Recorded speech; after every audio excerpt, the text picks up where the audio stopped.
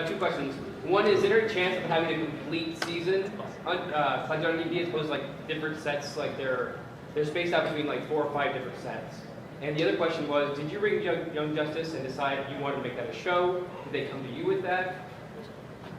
The first question was, you're talking about DVDs, I assume, yeah. Whether they'll release a complete season DVD, and the short answer, well, the real answer is I just flat out don't know. I don't work at Warner Brothers anymore, and I'm not privy to that. To be honest, they didn't tell me much even when I did work there. But I tend to think the answer is no. In other words, if a lot of DVD sales happen, that would get their home entertainment division interested in releasing more, and they might release a season set. But in order to get them interested in a property that, from their point of view, is sort of over, you'd have to sell a lot of what currently exists first. And the DVDs are another item you can buy, also. And the second question was the origins of developing the show. And this is a voice acting panel, so I don't want to spend too much time on that, but I was aware of the Young Justice comic, but it was Sam Register who runs Warner Brothers Television Animation, who came to Brandon and I and said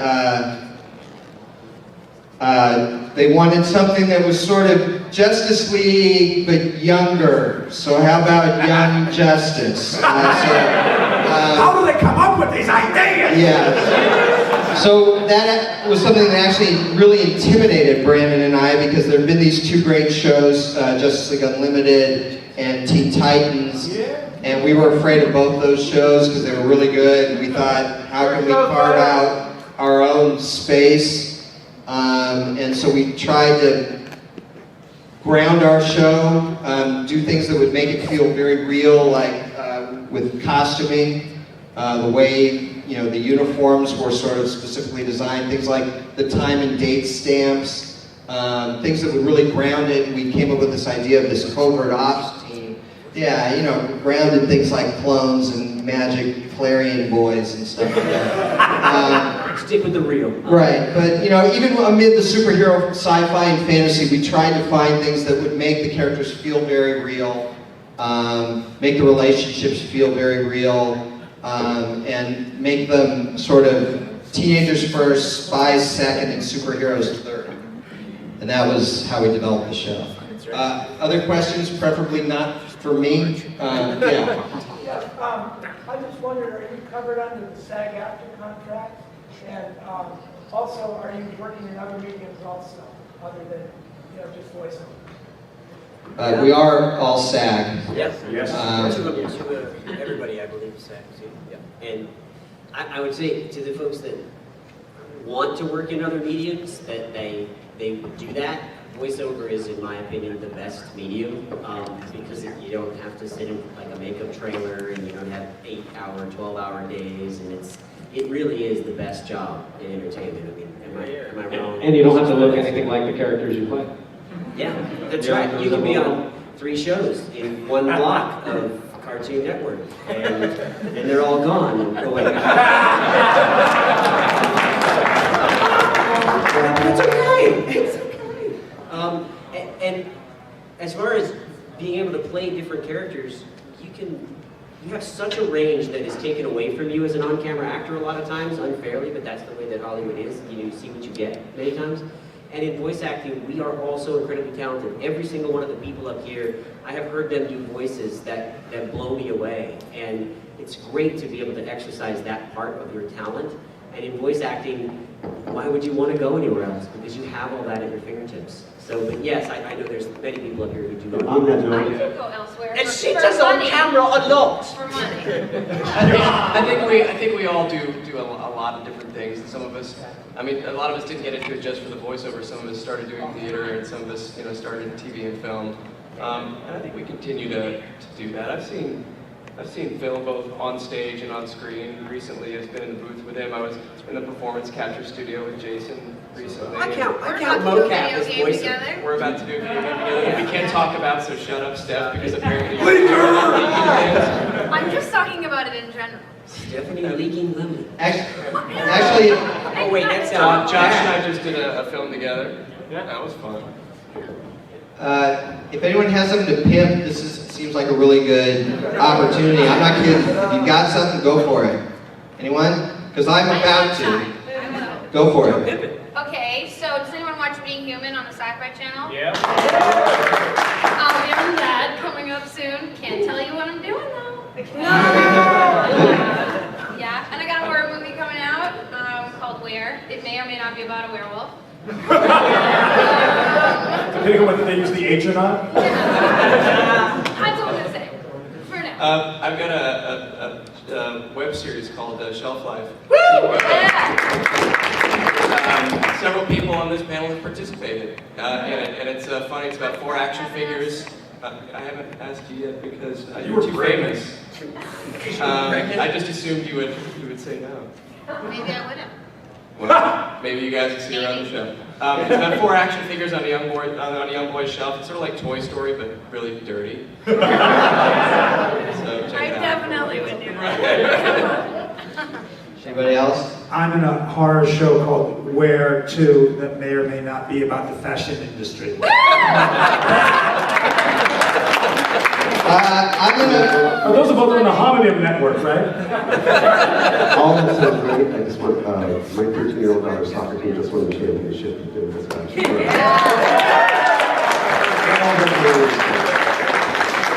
I'm gonna pimp my novel. My first novel's coming out December 3rd.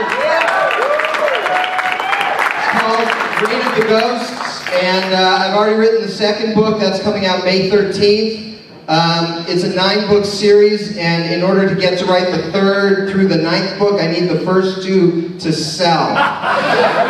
So I am asking you, I'm begging you, A, buy it, and B, please help me spread the word about it. You know, my fear is that even if you like it, a lot of people will like it. So please help me spread the word. It's called Reign of the Ghosts, R-A-I-N of the Ghosts, by Greg Weisman, December 3rd. You can pre-order it on Amazon now. Okay, that's And write reviews on Amazon for his book too.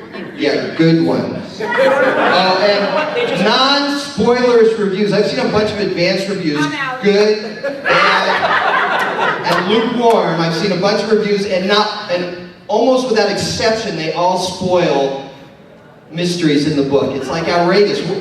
What is with that? I don't know. So don't ask for spoilers. I'm giving you none. Not even. Yeah, way in the back there. Yeah. Well, I was wondering, for the actors, have you ever improv for a line and have that improvisation made it together in any way, shape, or form? Like great. Only Nolan North. The question was, have you guys ever improv the line, and if so, did it make it into the show? I don't think I ever improv any. I mean, most of the characters I played on Young Justice were not real wacky. Oh, Not a lot of reach ambassador like ad-libs. Aquaman making fish jokes. I think you improv some color. I did, yes. Oh, okay. Maybe smell it.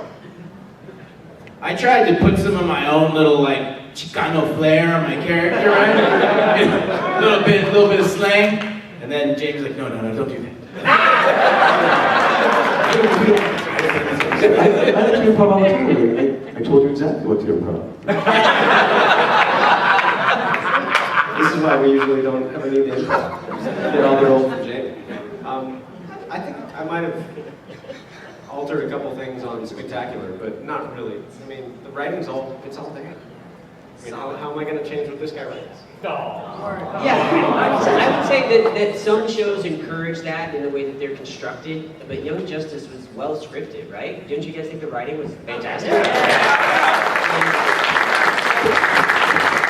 So with that in mind, I think when the more the improvisation came in how you did little things with your character, like the way you said "sweet" or the way Yeah, you know, sounds. right? But the little bits and pieces that made it human. So it's less than a whole line or a phrase or something like that, and more about the humanity of the individual character. On this particular show, I mean, some shows you're improv all kinds of stuff. Pound puppies, I'm all over the place. That's what they want, but this show is so well scripted. I just couldn't see it. And I'm terrible at improving in Atlantean, so. I think every once in a while someone improv the line and we used it. If it's funny, it's great. And we also had a lot of fun times in the booth with guys like Kevin Michael Richardson and Nolan and where everyone's laughing and Jamie has to herd the cats and to stop things laughing. I gotta say, one of the great things about the show was the group recordings. Getting to see people and especially when you're doing a show like this where the characters are interacting with each other and you actually have to act, it's so much easier to do when you have your fellow actors there with you. And you can know how they're gonna say the lines and you can react, organically, as opposed to just like, I'm gonna give you 9 takes, I hope they match in editing. Well, one of Greg's favorite things to do in animated series is, on that note, was to write kissing scenes. Phil, did you kiss? Who was it? Oh God, yeah, don't talk about that.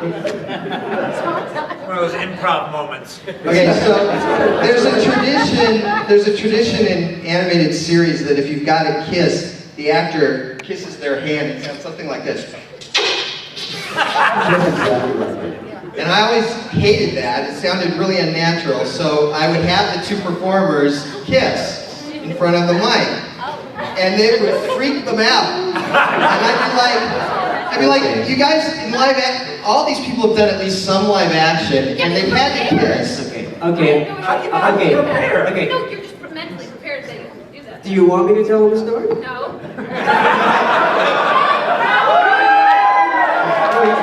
Yeah, you have to. 10% more juice, go ahead. Tell the She story. may think she does protest too much. All right, so I read the script for when Wally first kisses Artemis, and It's an awesome moment. it was a great moment. Yeah. I mean, I read it over and over. Little backstory though, you were lobbying for it. I was. Season and a half, is that There were right? no secret meetings prior to me arriving, and we get there. And as a voice actor, I didn't know that that's the way that they conducted sessions on this particular show. Some shows they have you kiss your hand, to get the pop of the lips and the sound, kiss a fruit, something to give you, that kind of fruit, an apple, for crying out loud. And so you don't know, how this it's going to happen. You get there, and we get to that point in the script, and Jamie goes, "Okay, I want you to go over to Stephanie's mic." And I'm like, "Mine is Steph is a fence. Yeah. I was telling you to go to her mic, so. Yeah, that's right. Go over there. Yeah, sure. Right? And it was strange because I was like, my mic works just fine. Like what? Oh. Okay, no problem. So I get no. I still had no idea. She had no idea. I'm on her mic. And we're there. We're like, okay, we're doing the scene and everything, and they ask, are you ready? All of a sudden, Stephanie and I turn into being about 12 years old.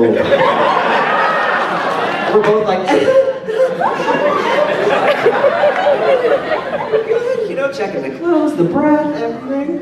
And after the Everyone was doing it. It was the New Year's episode. Like everyone had to kiss. that's what I was saying. Hey, everyone's doing it. These guys were just first.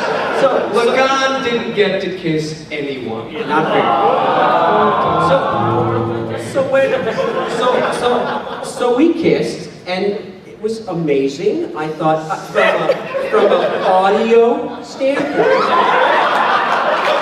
from a technical standpoint, I'm still embarrassed. and I did. But however, I said, are you sure we got it? Are you sure we don't need one more? Just for safety.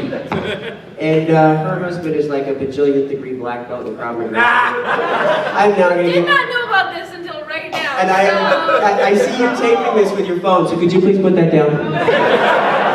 Could you just lower the phone, sir? Because I like my face the way it is. Okay? Okay. And you got paid for this, Jason. Yeah, and on top of that, there was a paycheck in it for me. But it's being in the moment has never been as enjoyable. So professional. End of story.